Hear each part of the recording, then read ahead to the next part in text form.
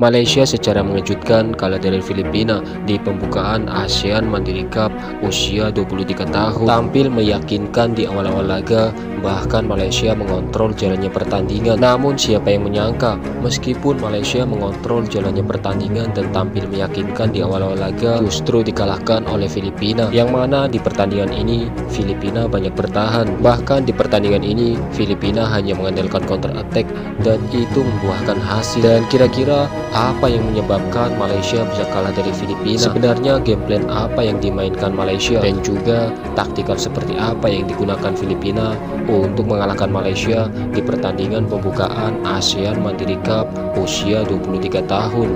Yuk coba kita ulas.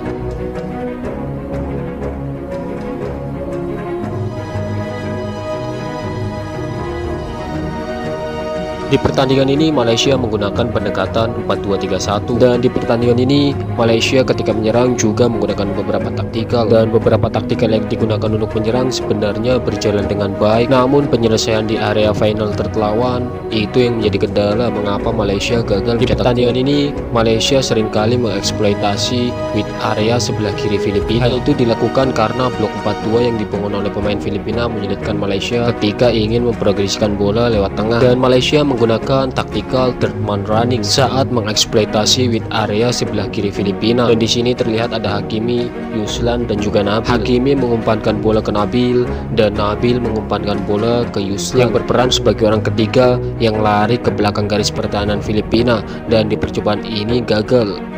Karena gagal di percobaan pertama, pemain Malaysia pun merepetasi attacking ini. Dan lagi-lagi di sini ada Hakimi, Yuslan dan juga Nabil yang berperan mengeksploitasi width area sebelah kiri Filipina dengan taktikal third man running. Dan di percobaan keduanya tampaknya pemain Malaysia berhasil, namun kurang rapih di penyelesaian akhir di final terlawan. Selain menggunakan taktikal itu, di pertandingan ini Malaysia juga menggunakan taktikal build up, overload, and run behind. Hal itu dilakukan karena di pertandingan ini Filipina bertahan dengan sangat baik dan juga cukup rapat. Nah, di sini pemain Malaysia terlihat melakukan build up untuk merenggangkan pertahanan Filipina yang sangat rapat. Dan di sini juga terlihat Yuslan juga Tierney ikut turun ke belakang untuk menarik pemain Filipina. Dengan begitu, pemain bertahan Filipina otomatis tertarik. Dan di sini pemain Malaysia terlihat mengembalikan bola ke belakang lagi. Tujuannya untuk lebih merenggangkan pertahanan Filipina.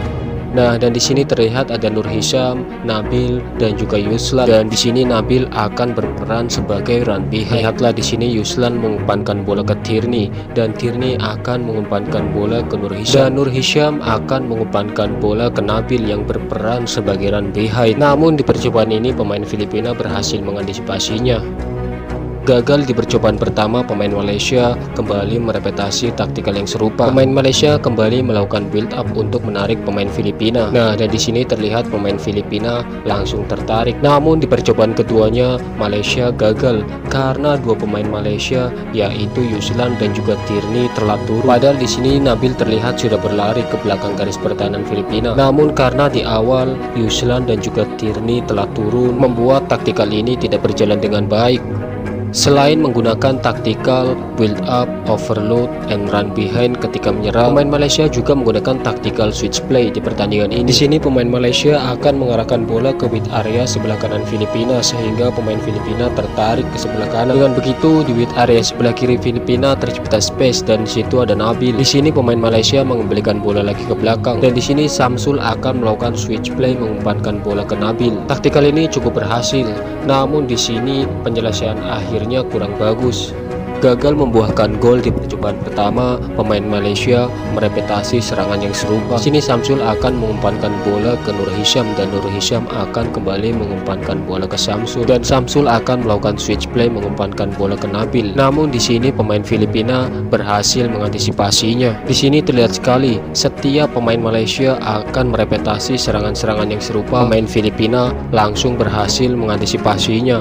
Itu kemungkinan pemain Filipina mempunyai pemain pemahaman taktikal yang sangat baik, mulai dari third man running, build up, overload, and run behind, dan juga permainan switch play yang direpetasi oleh pemain-pemain Malaysia. Pemain Filipina langsung bisa mengantisipasinya, dan itu cukup luar biasa untuk ukuran pemain yang masih sangat muda. Tapi ya tidak heran, karena pemain Filipina kebanyakan bermain di Eropa hingga Amerika, jadi pemahaman taktikalnya sangat baik sekali di pertandingan ini.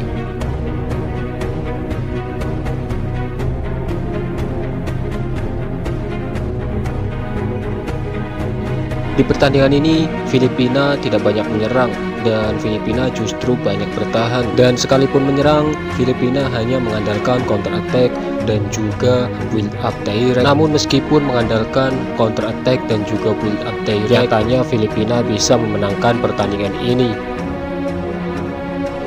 Dan ini percobaan pertama Filipina saat menerapkan skema counter attack, dan ini berawal dari corner kick Malaysia yang berhasil diantisipasi oleh pemain Filipina. Dan di sini pemain Filipina memanfaatkan kecepatannya untuk melakukan skema counter attack, namun di percobaan pertamanya gagal.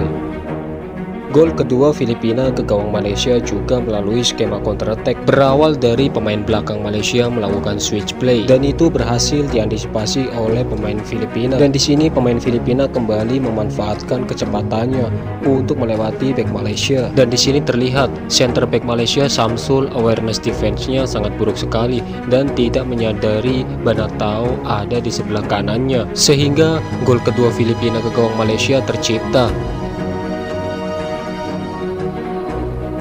Selain menggunakan skema counter attack saat menyerang, pemain Filipina juga menggunakan build up direct. Hal itu dilakukan karena pemain Filipina ingin langsung melewati blok 32 yang dibangun oleh pemain Malaysia. Dan build up direct seperti ini terus dilakukan berulang-ulang oleh pemain Filipina, dan itu nampaknya cukup membahayakan.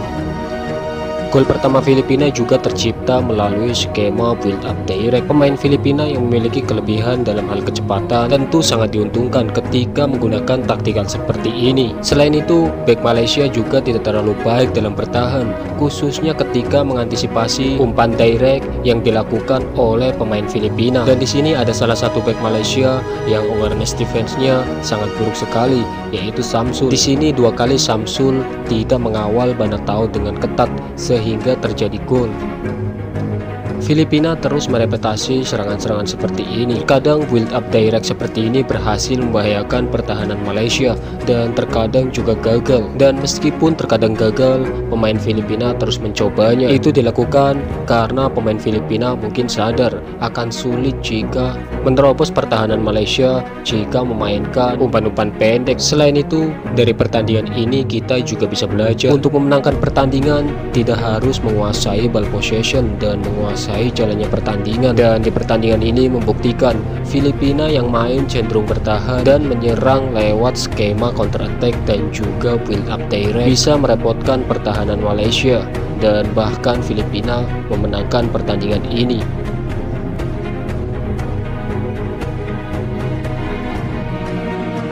Malaysia memang tampil meyakinkan, namun Malaysia masih memiliki PR besar, yaitu penyelesaian di area final. Itulah yang menyebabkan Malaysia memiliki banyak peluang namun gagal mencetak gol. Sementara Filipina meskipun bermain bertahan, namun Filipina berhasil memanfaatkan kelengahan lini belakang Malaysia, yang mana jika dilihat pemain belakang Malaysia atau pemain bertahan Malaysia memiliki kesadaran bertahan yang sangat rendah, dan itu berhasil dimanfaatkan oleh striker Filipina Banatao yang mencetak 2 gol di pertandingan ini. Dan untuk Malaysia, sepertinya Malaysia masih memiliki banyak PR, seperti pemain bertahan yang memiliki awareness defense yang sangat rendah dan juga penyelesaian di area final third lawan. Itu sangat penting sekali untuk diselesaikan. Dan kekalahan Malaysia atas Filipina ini tentu menjadi debut yang buruk untuk Nafisi Zain bersama skuad Harimau Malaya usia 23 tahun. Dan di pertandingan selanjutnya Malaysia akan menghadapi Brunei Darussalam, dan di pertandingan menghadapi Brunei Darussalam sepertinya Malaysia harus mencetak banyak gol untuk menjaga asa